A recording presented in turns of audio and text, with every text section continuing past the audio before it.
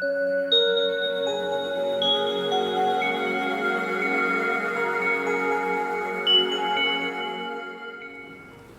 again, Øystein Hansen here from Northport, and following with my series on Catalyst Treasury project, I'm doing some books that I find interesting for the Catalyst project.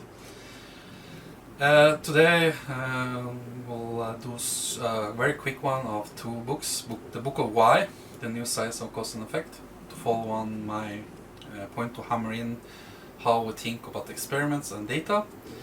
And the other one is Radical Markets. That's actually a pretty good book on quadratic voting, and I believe this could be very important to experiment with, because we need some form of method to measure vote preference, not just yes or no, but the actual preference for the project, and especially when we have this system with very global votes, and there could be local projects that have a smaller part of the voters actually have a strong preference for that others are indifferent to, and then you have this tyranny of the majority problem. So without further ado, let's just take a quick look at those books. So the book of Why, the new science of cause and effect. Obviously I can't show everything in the books, that will be breaking copyright laws. But I can show one or two arguments and then discuss that. That's fine in copyright law, hopefully. And I will do just that. First of all, I want to show the causal ladder. I think it's great. This is a marvelous book, by the way. Read it last summer, so I remember half of it. But wonderful book, and really makes you think about cause and effect. But really what you want to do is to move this ladder and try to have an understanding of data in a more advanced way. Because when you start with data, you can see and observe some form of correlation and see that some variables are related. But does that give you any power to do something with that data? Can you change it somehow? Can you do something with it? And usually no, and usually there's a lot of problems when you just see and observe, like the third variable problem. Is there another cause? And the directional problem. Is it really X influencing Y, or is it really Y influencing X? So that's why you try to understand data better than that. The other part of the ladder is trying to intervene, trying to do something. What if I do this? What happens? If I take aspirin, will my headache be cured? And the last part of the ladder, and where you really want to be, is when you can infer something from the data. Not just what you intervene with, but actually make a prediction and check then after that it's actually turned out true.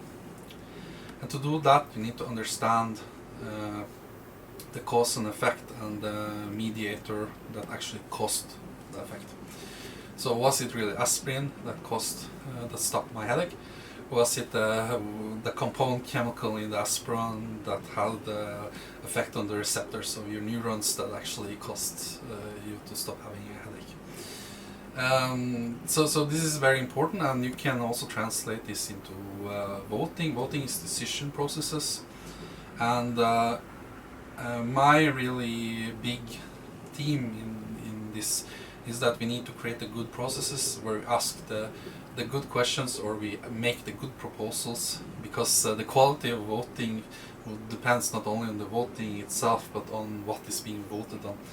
And to do what is then a quality project? Well, it is a project that has some form of data that it will make some form of effect that we have an idea about, because we have done an experiment and seen data from other voting projects, how they went and how they influenced the ecosystem.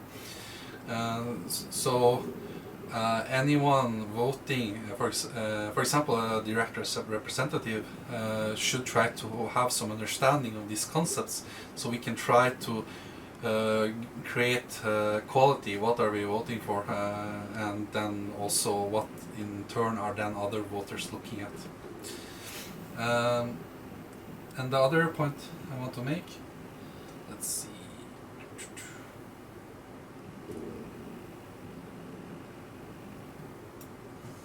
is just loading here. Um, it's really that when you infer data, you have to be very mindful of how are you inferring the data. The classical example is linear regression. You have this trend line and you think that it will move onwards forever. The problem with that is, like, if you have a phenomenon that's cyclic in nature, then a trend line will not work at all.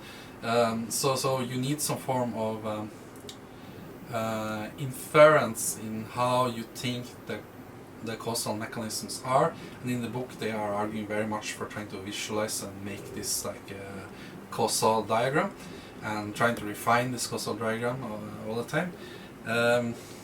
In our case, it's very hard to measure the effect of one project compared with other, because there are other variables that we don't control, and also what are you trying to measure? Is it something that would increase directly proportional to how much effort you put into the project? And sometimes no, sometimes the more effort and you still get some form of benefit, but the benefit is not linear, it's actually regressing downwards. So my other main point is, like, we actually need a class of people who are very good at statistics, and not just simple statistical models, but trying to fit a statistical model to the different phenomena we are trying to measure. And that's quite important. Just the power of this, like, understanding really the mechanism behind this, it can be seen in the scurvy example. So the book has an example about how we during the 500 to 800s had 2 million sailors dying, and basically they found out that vitamin C, or actually what they found out, they believed it was citrus fruit was good, but it was actually the mediator for effect was the vitamin C. And this went quite well. They replaced one type of lemon with another type of lemon because it was cheaper and it had, of course, less vitamin C. And then they started to purify it by boiling it, and then the vitamin C left was less, and so they were disabling this mediator. And then it really ended that they somehow ended up believing it was freshly killed meat that made you no longer have scurvy. So actually some people died during a polar expedition because they have gone from actually having a solid knowledge on the topic, just not understanding really what the effect was, but really having something that was powerful, and then going over it because they really misinterpreted data and misinterpreted also the mediating effect. So these are my points for data, and it's could be transferred to the catalyst circle. So for example, experimenting with direct representation, it's important we try to make sure the process is good, because you could say that one group of direct representatives could fail, but that does not mean that the system behind it, the process behind it, is bad. What we need to measure then is, do we have a quality of the process itself, so that we are sure that we are actually then on the other side measuring, was it the process that was good for it or not. And I guess you would then do this, like in my last video I talked about social physics, like really quantifying, measuring social phenomena, and group thinking is a social phenomenon. So basically we need to do this, we need to quantify a bit more what we want with a group of direct representatives and how we want that group of direct representatives to work together. And if we can find a process for that, and then have a thesis that it will be good, and then measure it, then we can say something about was this good or not. So my other point is about quadratic voting, and the book Radical Market discusses this phenomenon. Yeah, let me just check my note there. So let's flip over to page 87.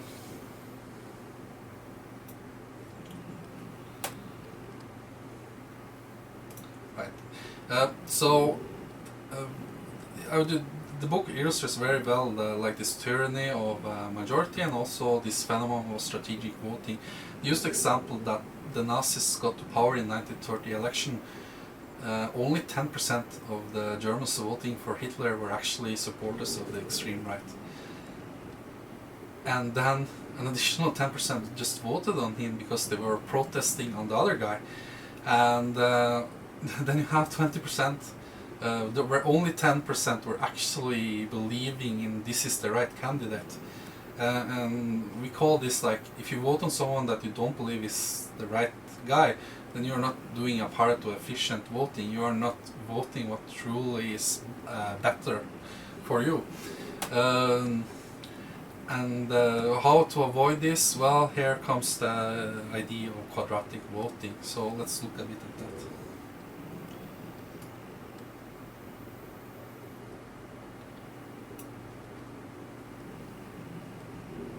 So in quadratic voting, let's say you have 10 ADA, and if you just have, and one ADA is one vote on a topic. But let's say you want to have 2 votes, you could buy that with the square of the cost. So 4 ADA would buy you 2 votes, or 2 quadrat is 4. And 9 ADA will buy you 3 votes, because 9 squared is 3. So the more votes you have to buy, the more expensive it becomes. And this is a very middle ground between one vote, one person, and having more influence the more ADA you have. And in this type of system, you could actually then have something a minority cares about. Let's say it's a local project in Norway.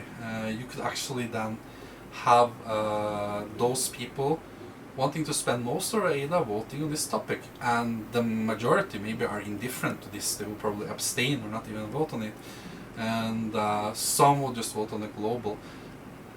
And you could imagine without quadratic voting that all of these local or regional projects will never reach top of a list that they will be voted in.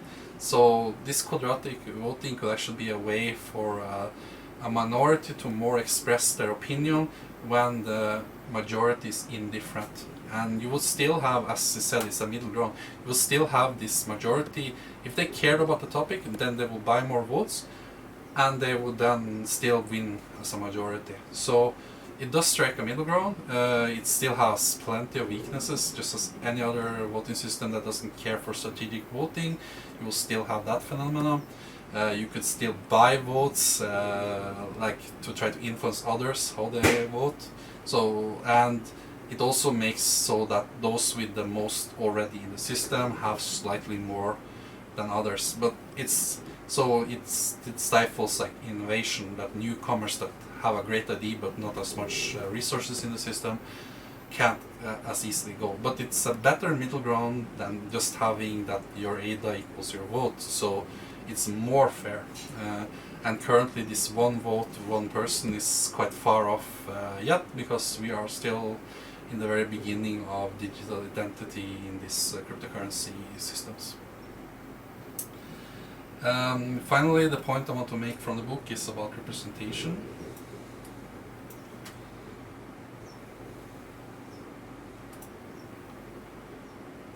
So one of them points made is that you could actually use I need to set up to the right page. A representative with quadratic voting. So what you could do is like have a different representative for different levels of voting. So you could have a local representative, a regional, a national, a global. And I hope we will try to experiment something with this quadratic voting, because then you could like have a total vote for all of these. Like you have 100,000 ADA or 10 ADA, and you will have to spread it between local projects, regional projects, national projects, global projects. And maybe you care a lot about most of the local projects, but maybe at the time there's one very important global project, you would use most of your money on that, and to vote on or delegate your vote to a representative. So I think that was also a very neat idea by the book, suggesting this about the different direct representations, that they could be representations on different levels, and that vibes very well with my own thinking, and that you could use this quadratic vote spread out over these different levels of voting. So that was actually my 2 points from these 2 books. I highly recommend you read it. I would not make this series like long review of books. It's mostly just to highlight 1 or 2 ideas I found interesting, and especially due to copyright laws, you can't show the whole book, of course. Alright, so see you next time.